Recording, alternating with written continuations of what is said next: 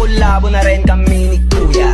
Bago na namang sound trip na mga haters kung tululuga. Pag narinig nila to, maglalabasan na naman sila sa kuta. Malamang mang-aaway na naman tong mga ulupong nak ng puta. Si Skosjotli, di yan malupit, puta mga beat naman yan, puros nakawat. Puro lang kulit, di yan masakit, magsulat kung mag-spit, Julius babawas. Sabing araw na mga ayaw sa kanya, baka daw pagdating ng araw malalaos din yan, pero malabo na makuha trono niya, di nila mananakaw.